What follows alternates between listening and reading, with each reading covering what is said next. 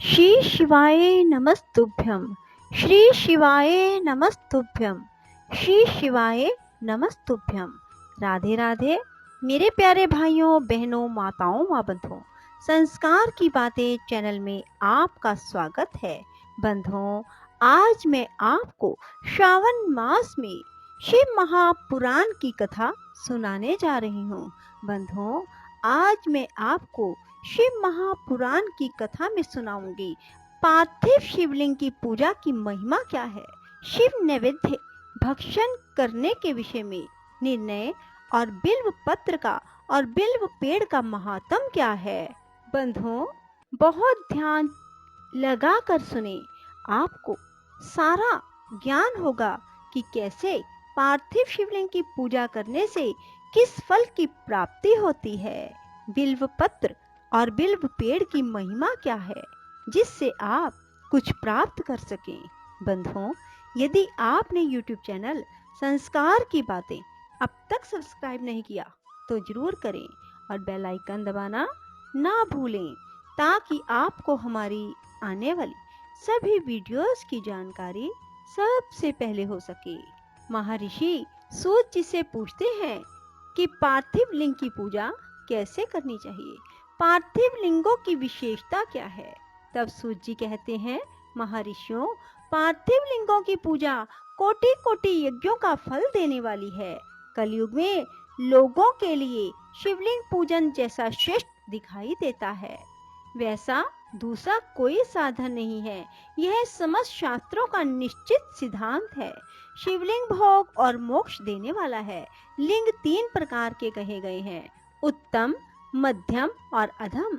जो 4 अंगुल ऊंचा और देखने में सुंदर हो तथा वेदी से युक्त हो, उस शिवलिंग को शास्त्रज्ञ महर्षियों ने उत्तम कहा है।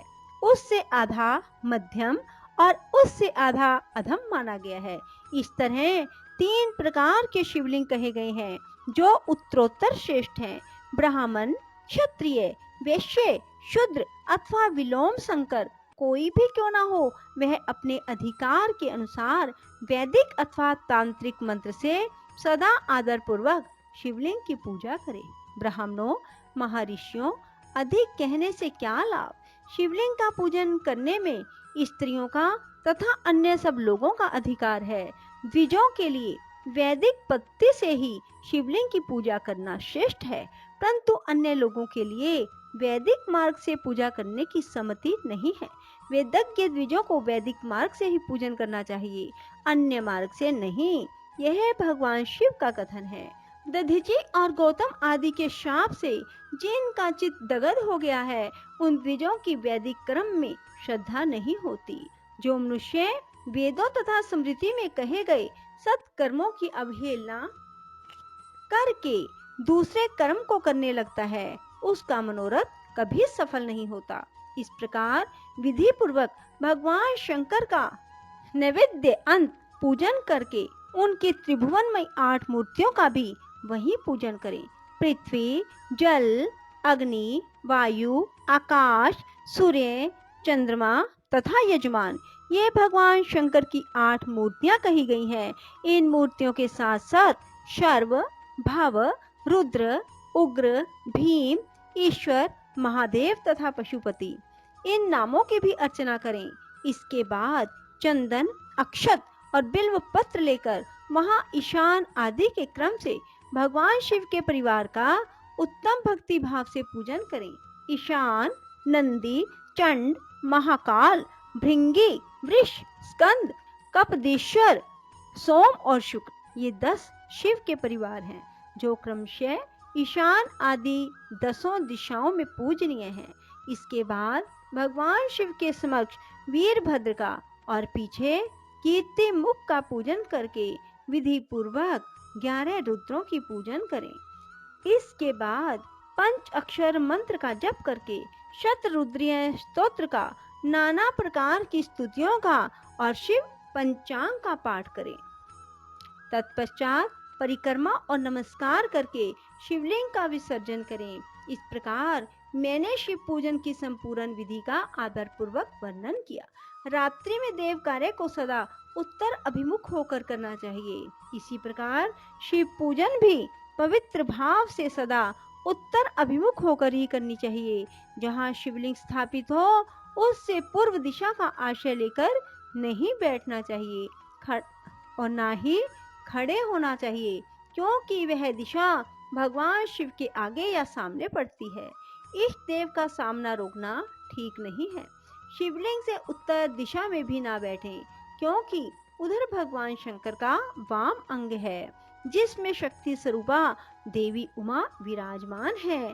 पूजक को शिवलिंग से पश्चिम दिशा में भी नहीं बैठना चाहिए, क्योंकि यह आराध्य देव का पृष्ठ भाग है।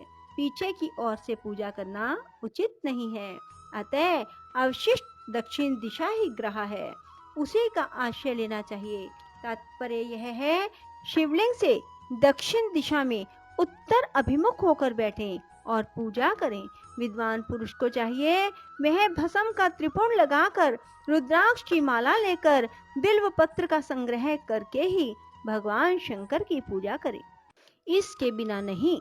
मुनिवरों, शिव पूजन आरंभ करते समय यदि भस्म ना मिले तो मिट्टी से भी ललाट में त्रिपुंड अवश्य कर लेना चाहिए। ऋषि बोले, मुने, हमने पहले से यह बात सुन रखी है कि भगवान शिव का नैवेद्य नहीं ग्रहण करना चाहिए। इस विषय में शास्त्र का निर्णय क्या है, यह भी बताइए। साथ ही बिल्व का महात्म भी प्रकट कीजिए। सूत जी ने कहा, मुनियों, आप शिव संबंधी व्रत का पालन करने वाले हैं, अतः आप सबको शतशः धन्यवाद है। मैं प्रसन्नता पूर्वक सब कुछ बताता हूँ, आप सावधान होकर सुने।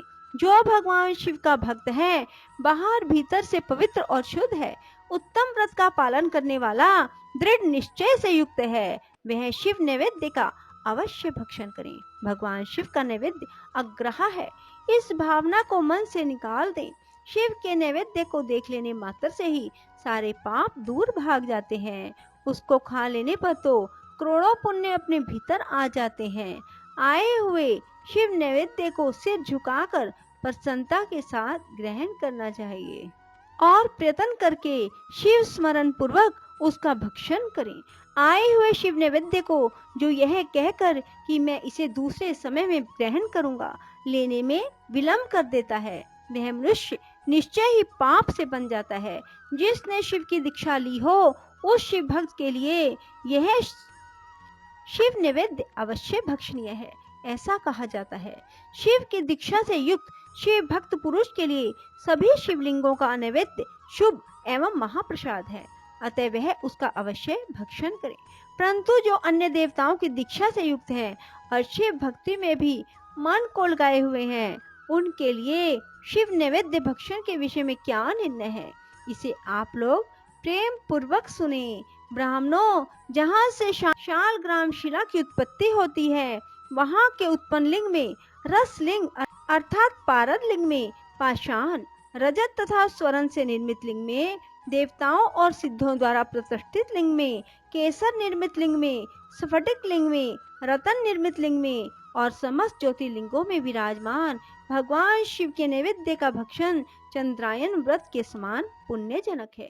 ब्रह्म हत्या करने वाला पुरुष भी यदि पवित्र होकर शिव निर्माल्य का भक्षण करके उसे सिर पर धारण करे तो उसका सारा पाप शीघ्र नष्ट हो जाता है।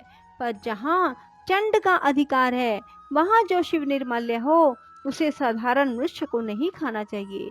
जहाँ चंड का अधिकार नहीं है, वहाँ के शिव निर्माल्य का सभी को भक्ति पूर्वक भोजन करना चाहिए।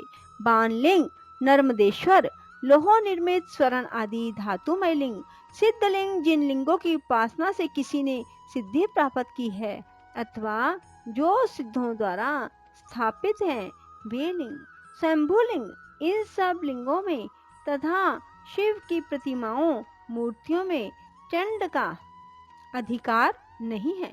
जो मनुष्य शिवलिंग को विधि पूर्वक स्नान कराकर उस स्नान के जल का 3 बार आचमन करता है, उसके कायिक, वाचिक, मानसिक तीनों प्रकार के पाप शीघ्र नष्ट हो जाते हैं। जो शिव नैवेद्य पत्र, पुष्प, फल और जल अग्रह है, वह सब भी शालग्राम शिला के स्पर्श से पवित्र ग्रहण के योग्य हो जाते हैं। मुनीश्वरों, शिवलिंग के ऊपर चढ़ा हुआ जो द्रव्य है वह अग्रह है।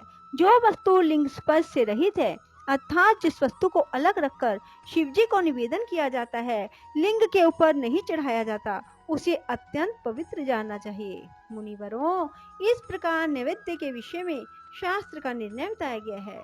अब तुम लोग सावधान हो, आदर पूर्वक बिल्व का महात्म सुनो। यह बिल्व वृक्ष महादेव का ही रूप है। देवताओं ने भी इसकी स्तुति की है।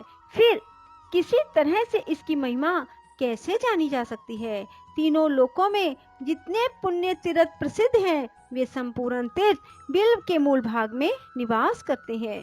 जो पुण्य आत्मा मनुष्य बिल्व के मूल में लिंग स्वरूप अविनाशी महादेव जी का पूजन करता है, वह निश्चय ही शिव पद को प्राप्त होता है। जो बिल्व की जड़ के पास जल से अपना मस्तक सींचते हैं, वह संपूर्ण तीर्थों में स्नान का फल पा लेता है। वही इस भूतल पर पावन माना जाता है। इस बिल्व की जड़ के परम उत्तम थाले को जल से भरा हुआ देखकर महादेव जी पूर्णतया संतुष्ट होते हैं। जो मनुष्य गंध, पुष्प आदि से बिल्व के मूल भाग का पूजन करता है, वह शिवलोक को पाता है और इस लोक में भी उसकी सुख संतति बढ़ती है। जो बिल्व की जड़ के समीप आदर पूर्वक दीपावली जलाकर रखता है, वह तत्व ज्ञान से संपन्न हो भगवान महेश्वर में मिल जाता है। जो बिल्व की शाखा थामकर हाथ से उसके नए नए पल्लव उतारता और उनसे उस बिल्व की पूजा करता है, वह सब पापों से मुक्त हो जाता है। जो बिल्व की जड़ के समीप भगवान शिव से अनुराग रखने वाले एक भक्त को भी भक्ति पूर्वक भोजन कराता है, उसे कोटि गुना पुण्य प्राप्त होता है। जो बिल्व की जड़ के पास शिव भक्त को खीर और घृत से युक्त अन्न देता है, वह कभी दरिद्र नहीं होता। ब्राह्मणों, इस प्रकार मैंने सांगोपांग शिवलिंग पूजन का वर्णन किया।